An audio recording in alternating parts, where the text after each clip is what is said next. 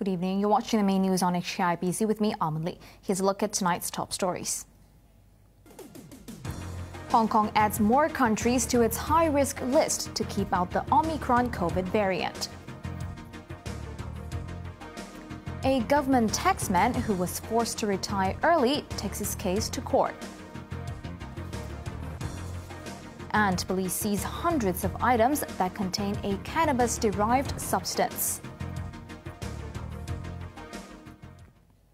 The government says there's no immediate need to seal off the borders completely to stop the spread of the new Omicron Covid variant. But non-Hong Kong residents from another 13 countries, including 4 more in Africa, will be barred from entering the city. Chau reports.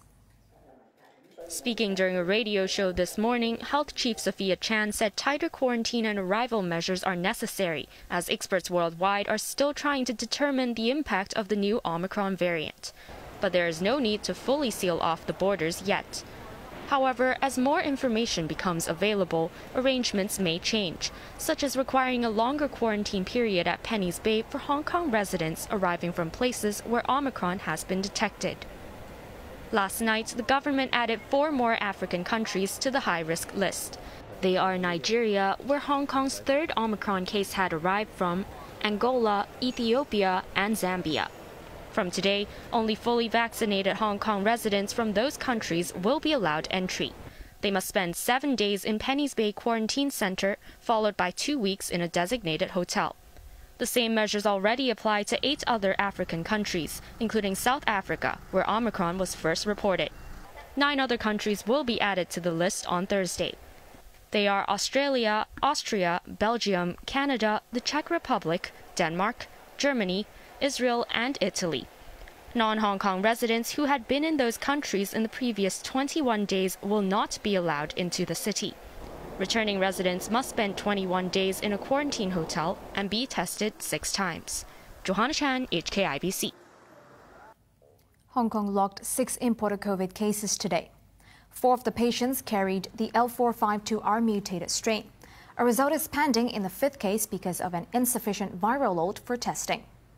3 people arriving from Pakistan and a foreign domestic helper from the Philippines tested positive at the Penny's Bay Quarantine Center.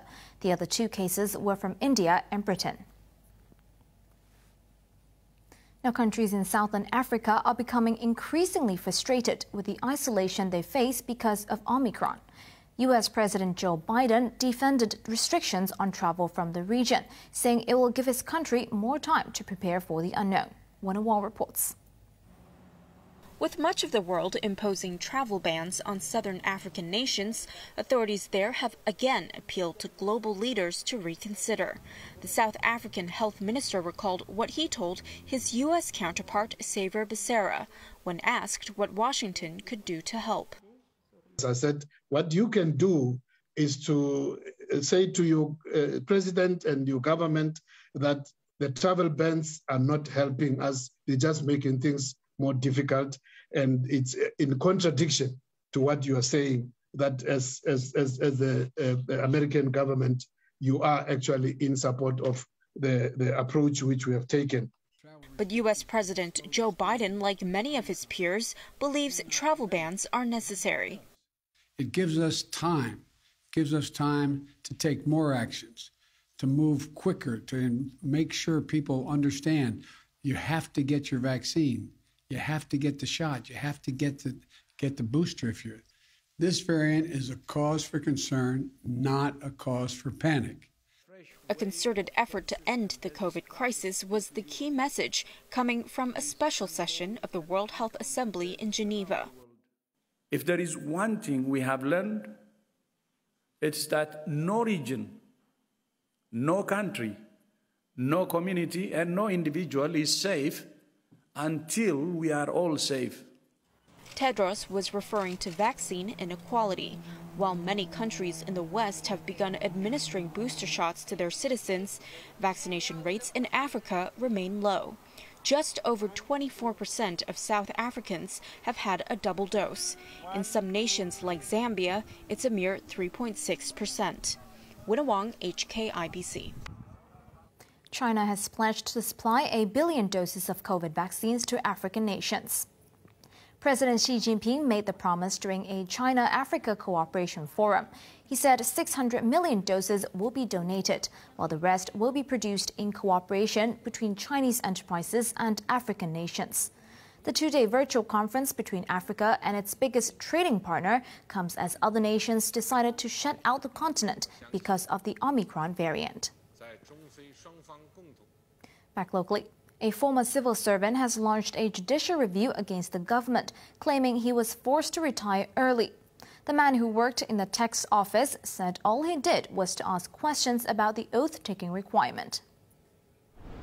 Wang Xiaoming had worked as an assistant taxation officer in the Inland Revenue Department for more than 25 years, until the government ordered all civil servants to pledge allegiance.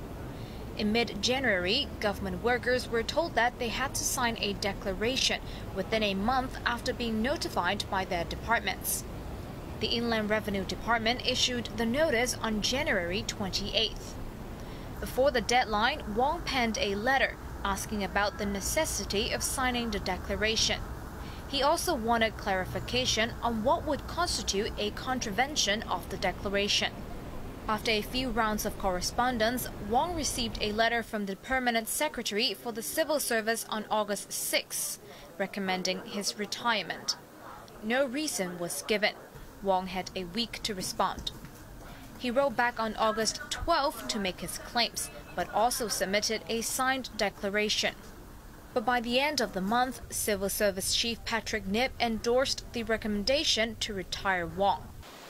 Wang applied for a judicial review at the High Court today, saying the government has no good reason not to accept his signed declaration, adding authorities failed to give any adequate reasons for his early retirement.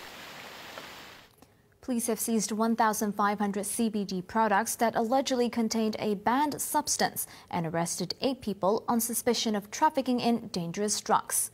But officers say people who bought the products without knowing that it has an illegal component may escape prosecution. Annie Lau has more.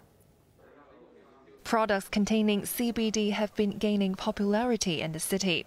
The cannabis-derived substance, which is touted as a natural remedy for muscle pain and anxiety, is legal in Hong Kong.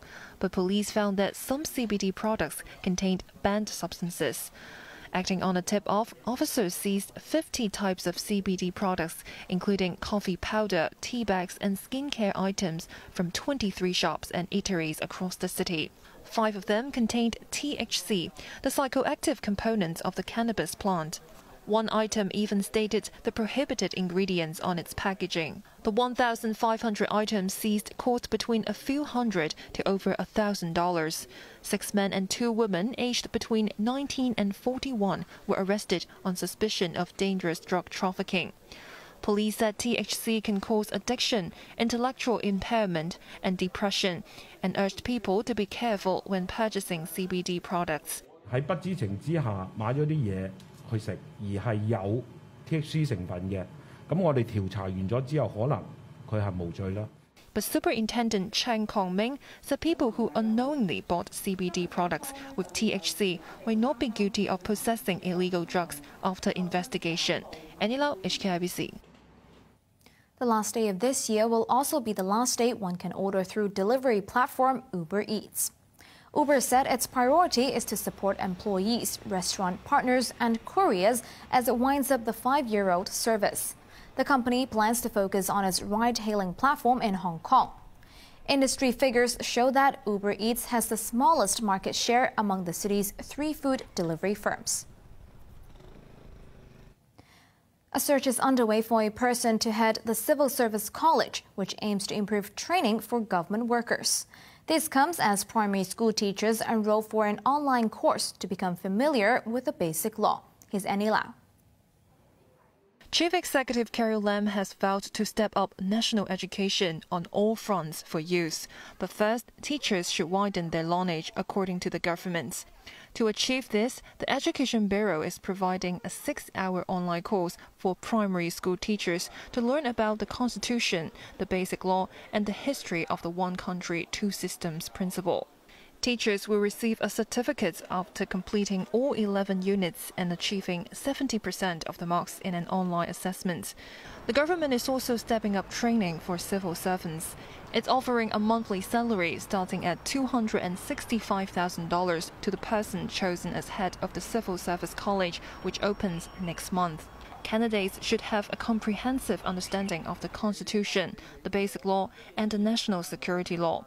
Authorities expect to make an appointment in the first half of next year. Until then, Civil Service Permanent Secretary Ingrid Young would take charge. And now, HKIBC. A driver was injured when his rubbish truck flipped over in Kowloon Bay early this morning. The vehicle was traveling along Kai Fok Road towards To Kwa Wan when the driver lost control near a petrol station at around 4 a.m. The lorry crashed into the barrier in the middle of the road and flipped over, trapping the 42-year-old driver. He was rescued by firefighters and taken to hospital with a waist injury. Macau's prosecutorial office has reviewed details of the illegal gambling case against casino tycoon Alvin Chau and 10 others. The suspects are alleged to have set up live broadcasts in the Philippines to draw in illegal bets from mostly mainland gamblers. The proceeds were handled by underground banks.